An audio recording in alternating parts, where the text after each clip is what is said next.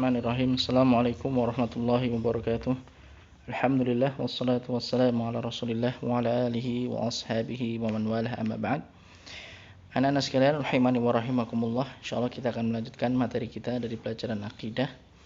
Di sini kita akan masuk pada pelajaran yang ke-15, bab berdakwah kepada syahadat la ilaha illallah. Ya, bab berdakwah mengajak kepada syahadat la ilaha illallah. Baik, dalam mukadimah disebutkan tauhid adalah nikmat yang sangat besar. Ketika Allah telah memberikan dan menyempurnakan tauhid bagi seorang hamba, maka wajib baginya untuk mengajak orang lain kepada tauhid dengan hikmah dan dengan nasihat yang baik. Dengan penuh hikmah, dengan cara yang lemah lembut, ya, dengan cara-cara yang itu bisa menarik manusia, dan juga dengan menasihati dengan cara yang baik.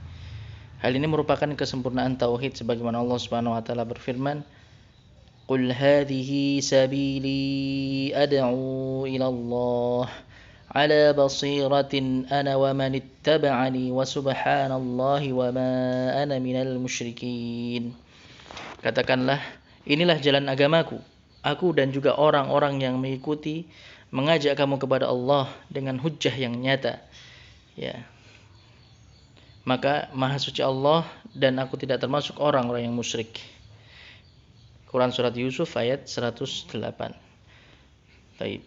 Jadi dalam ayat ini dijelaskan, ditegaskan bagaimana jalan yang ditempuh oleh Rasulullah SAW dan juga siapapun yang mengikuti beliau, yang mengikuti petunjuk beliau adalah mengajak kepada Allah Subhanahu wa taala, mengajak kepada agama Allah Subhanahu wa taala ala basiratin, dengan hujjah yang nyata, dengan ilmu, dengan dalil yang jelas. Ya. Maka ini merupakan perkara yang sudah seharusnya kita ikut mengambil peran dalamnya, kita ikut andil dalam mengajak manusia kepada tauhid, mengajak manusia kepada agama Allah Subhanahu wa taala. Ya, di sini beberapa kosakata yang ada. Sabili itu artinya jalanku, kemudian ala basiratin, di atas ilmu, ya, bukan berdasarkan kebodohan. Jadi berdakwah itu juga harus dibangun di atas ilmu tentunya. Ya, jangan hanya asal semangat saja tanpa ilmu. Maka basirah adalah puncak dari keilmuan. Ya, basirah itu adalah puncak dari keilmuan. Jadi benar-benar dengan hujjah yang jelas, dengan bukti, dengan dalil. Ya, sesuai dengan apa yang telah ditentukan oleh Allah Subhanahu wa taala. Kemudian subhanallah artinya aku mensucikan Allah dari segala yang tidak pantas dengan kemuliaan dan keagungannya. Ya, ini makna subhanallah. Jadi ketika kita mengucapkan subhanallah itu artinya kita mensucikan Allah dari segala perkara yang tidak pantas untuk Allah Subhanahu wa taala, dan kita menetapkan kemuliaan dan keagungan hanya untuk Allah Subhanahu wa taala. Baik. Kemudian pokok-pokok pembelajaran. Yang pertama, keutamaan berdakwah kepada Allah Subhanahu wa taala. Ya, berdakwah kepada agama Allah Subhanahu wa taala, mengajak kepada agama Allah Subhanahu wa taala. Berdakwah yaitu mengajak kepada Allah adalah amalan yang paling bagus dan yang paling penting, karena merupakan kewajiban para rasul alaihi wassalatu wassalam. Berdakwah akan mendatangkan pahala yang besar bagi orang yang berdakwah dengan niat yang ikhlas hanya untuk Allah Subhanahu wa taala. Ya, syaratnya niatnya ikhlas, hanya mengharapkan pahala dari Allah Subhanahu wa taala, hanya mengharapkan ganjaran balasan dari Allah Subhanahu wa taala. Karena Rasulullah sallallahu alaihi wasallam bersabda, "Man da'a ila huda kana lahu minal ajri mithlu ujuri man tabi'ahu bighairi an yanqusa dzalika min ujurihim syai'a." Barang siapa yang mengajak kepada petunjuk, maka baginya pahala setiap seperti orang yang mengikutinya. Ya, setiap ada orang yang mengikutinya, maka dia akan ikut mendapatkan pahala. Ya, tanpa mengurangi pahala mereka sedikit pun. Ya, jadi semakin banyak orang yang kita bisa ajak kepada agama Allah Subhanahu wa taala, kepada petunjuk, ya, kepada jalan yang lurus, maka akan semakin banyak pahala yang bisa kita dapatkan. Baik, ini merupakan kabar gembira yang sangat besar bagi siapa yang mau memikirkannya, sehingga wajib bagi seorang muslim untuk mempelajari ilmu syar'i, kemudian beramal dengannya dan mendakwahkannya, agar bisa bergabung dengan para dai dan orang yang melakukan perbaikan. Baik. Ya, jadi tentunya kita semua di sini, ya, yang kita mengaku sebagai para penuntut ilmu, maka hendaknya kita ikut berupaya ya mendakwahkan agama Islam, berdakwah dengan apapun yang kita bisa lakukan ya sesuai dengan kemampuan kita masing-masing. Kita ikut mengambil peran, kita ikut memberikan kontribusi, ya ikut memberikan sumbangsih kita dalam dakwah. Ya, kita ikut aktif dalam dakwah. Ya, karena ini merupakan suatu amalan yang sangat besar, pahalanya di sisi Allah Subhanahu wa taala. Baik. Kemudian yang kedua, jalan Nabi sallallahu alaihi wasallam dan para pengikutnya dalam berdakwah. Dakwah Rasulullah sallallahu alaihi wasallam dan pengikutnya dibangun di atas dua prinsip pokok. Yang pertama, keikhlasan dalam berdakwah hanya untuk Allah Subhanahu wa taala dan keinginan untuk memberi manfaat dan memperbaiki keadaan manusia. Mereka tidak bertujuan untuk mendapatkan harta, kedudukan dan pujian dari manusia dalam berdakwah. Sebagaimana dikatakan oleh Allah Subhanahu wa taala ya di dalam ayat tadi, ad'u ilallah, aku berdakwah mengajak kepada Allah. Ya, mengajak kepada agama Allah, bukan mengajak kepada kelompok-kelompok tertentu, mengajak kepada pemikiran seseorang, pemikiran individu tertentu, atau pemikirannya sendiri, hawa nafsunya sendiri, atau mengajak kepada dunia, perkara-perkara dunia, atau yang lainnya. Tapi berdakwah di sini hanya mengajak kepada agama Allah Subhanahu wa taala. Ini termasuk di antara konsekuensi syahadat la ilaha illallah. Ya. Jadi ikhlas dalam berdakwah. Ya, harus ikhlas dalam berdakwah, niatnya hanya untuk Allah Subhanahu wa taala. Baik, kemudian yang kedua, ilmu dan basirah. Ya, yang kedua selain niatnya ikhlas, yang kedua juga harus dibangun di atas ilmu dan basirah tentang agama Allah Subhanahu wa taala dengan cahaya dari nas-nas syariat dari Al-Qur'an maupun As-Sunnah. Sebagaimana Allah Subhanahu wa taala berfirman dalam ayat tadi, ala basiratin, ya, ad'u ila Allah ala basiratin, di atas basirah, di atas ilmu. Ini merupakan konsekuensi yang ditunjukkan oleh syahadat anna Muhammadan Rasulullah. Ya, ketika kita bersaksi bahwa Nabi Muhammad adalah utusan Allah, maka kita wajib untuk mengikuti jalan beliau, mengikuti apa yang telah digariskan oleh beliau dalam beragama, termasuk dalam perkara dakwah. Ya, kita harus berdakwah sesuai dengan apa yang telah dituntunkan oleh Rasulullah sallallahu alaihi wasallam. Maka wajib bagi seorang muslim untuk mengikuti jalan Rasulullah sallallahu alaihi wasallam, yaitu dengan mengikhlaskan dakwahnya hanya untuk Allah dan perhatian terhadap ilmu syariat, serta kembali kepada para ulama ketika ada permasalahan, dan hendaknya berdakwah dengan hikmah dan nasihat yang baik.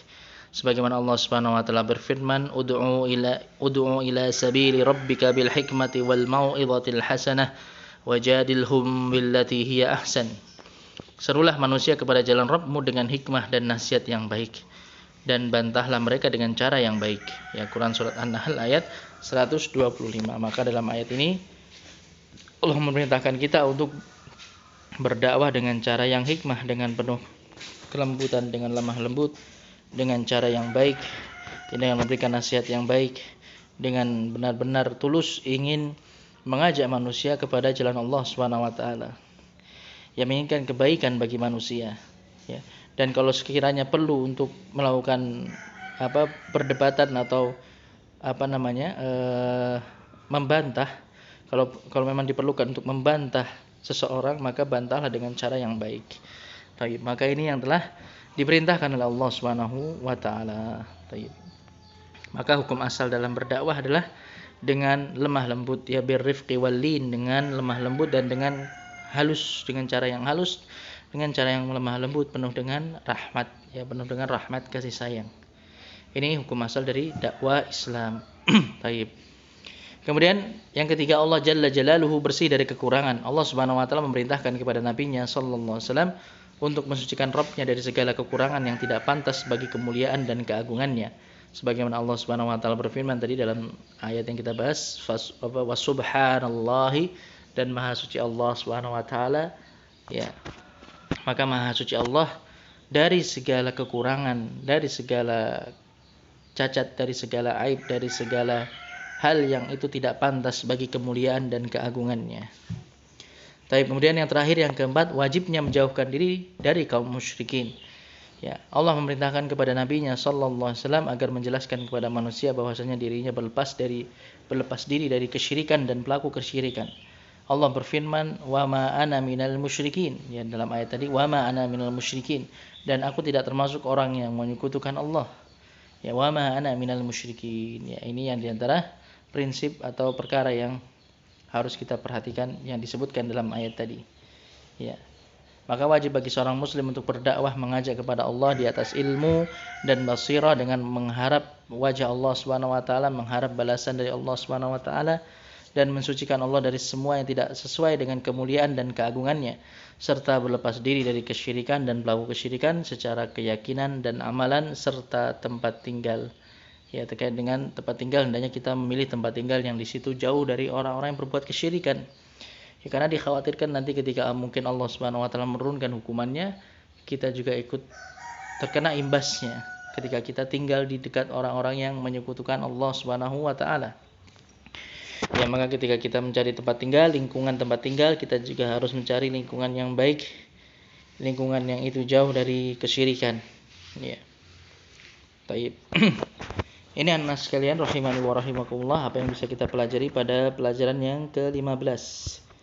Baik, kemudian kita lanjutkan pelajaran yang ke-16, lanjutan dari bab tadi, yaitu bab berdakwah kepada syahadat la ilaha illallah. Di sini disebutkan sebuah hadis an Ibnu Abbas radhiyallahu anhuma anna Rasulullah sallallahu alaihi wasallam lamma ba'atha Mu'adhan ila al-Yaman qala lahu innaka ta'ti qauman min ahli al-kitab falyakun awwala ma tad'uuhum ilayhi syahadatu an la ilaha illallah wa fi riwayatin ila an yuwahhidu Allah fa inhum ata'uka lidzalik fa'alimhum anna Allah iftarada alaihim khamsa salawatin fi kulli yawmin wa laylah. فإنهم أطاعوك لذلك فأعلمهم أن الله افترض عليهم صدقة تؤخذ من أغنيائهم فترد على فقرائهم فإنهم أطاعوك لذلك فإياك وكرائم أموالهم واتقي دعوة المظلوم فإنه ليس بينها وبين الله حجاب أخرجاه. Baik. Artinya Ibnu Abbas radhiyallahu anhu menuturkan bahwasannya Rasulullah sallallahu alaihi wasallam tatkala mengutus Mu'adz bin Jabal ke Yaman, ya, mengutus sahabat Mu'adz bin Jabal ke negeri Yaman untuk berdakwah, maka bersabdalah beliau kepadanya, memberikan wasiat kepada Mu'adz ketika hendak berangkat berdakwah ke Yaman, sungguh kamu akan datangi kaum ahli kitab, ya, penduduk negeri Yaman ketika itu mayoritasnya ahlul kitab. Maka hendaklah pertama kali dakwah yang kamu sampaikan kepada mereka ialah syahadat la ilaha illallah. Dalam riwayat lain disebutkan supaya mereka mentauhidkan Allah. Ya, ini tugas pertama yang paling utama dalam berdakwah, yaitu mengajak kepada syahadat la ilaha illallah. Jika mereka mematuhi apa yang kamu serukan, maka sampaikanlah kepada mereka bahwasanya Allah mewajibkan kepada mereka salat 5 waktu sehari semalam. Jika mereka telah mematuhi apa yang kamu sampaikan itu, maka sampaikanlah kepada mereka bahwasanya Allah mewajibkan kepada mereka zakat yang diambil dari orang-orang kaya di antara mereka untuk diberikan kepada orang-orang fakir. Dan jika mereka telah mematuhi apa yang kamu sampaikan itu, maka jauhkanlah dirimu dari harta pilihan mereka, harta mereka yang terbaik, yang paling berharga. Ya, dan jagalah dirimu dari doa orang yang teraniaya. Karena sungguhnya tiada penghalang, tiada satupun tabir penghalang antara doanya dengan Allah Subhanahu wa taala. Ya, doa orang terzalimi itu diijabahi, dikabulkan oleh Allah Subhanahu wa taala. Hadis ini diriwayatkan oleh Imam Bukhari dan Imam Muslim. Baik, beberapa kosakata di sini. Yang pertama ahlul kitab. Ahlul kitab yaitu orang-orang dari kalangan Yahudi dan Nasara, orang-orang yang diberikan kitab suci sebelumnya. Di mana orang-orang Yahudi diberikan kitab suci berupa Taurat, sedangkan Nasara diberikan kitab suci berupa Injil. Baik, kemudian karaim amwalihim, artinya karaim bentuk jamak dari kata karimah, yaitu harta yang terbaik, harta yang paling berharga yang dimiliki. Ya. Nah, kemudian pokok-pokok pembelajarannya, yang pertama pengutusan dai adalah petunjuk Nabi. Ya, Rasulullah sallallahu alaihi wasallam mengutus Mu'adz radhiyallahu anhu ke Yaman pada tahun ke-10 Hijriah sebagai wakil penguasa, dai dan hakim. Beliau menerangkan bahwa di Yaman nanti ada kelompok Yahudi dan Nasara, supaya Mu'adz bersiap untuk mendebat dan mengajak mereka masuk Islam. Ini menunjukkan pentingnya seorang dai mengetahui keadaan orang yang didakwahi. Dan sungguh Rasul sallallahu alaihi wasallam telah menunjukkan kaidah-kaidah penting yang dengan cahaya kaidah tersebut seorang dai menjalankan dakwahnya kepada non-muslim. Kaidah-kaidah tersebut adalah yang pertama, mendahulukan tauhid dalam berdakwah. Ya, Rasulullah sallallahu alaihi wasallam memerintahkan Mu'adz radhiyallahu anhu untuk memulai dakwahnya dengan mengajak kepada tauhid dan melarang dari kesyirikan. Beliau bersabda, hendaknya yang pertama kamu serukan kepada mereka adalah syahadat la ilaha illallah. Dalam riwayat yang lainnya, untuk mentauhidkan Allah. Ya, maka tauhid adalah kewajiban yang pertama. Tidak akan diterima amalan apapun yang tidak didasari dengan tauhid. Ini merupakan makna syahadat la ilaha illallah yang merupakan rukun pertama dari rukun-rukun Islam.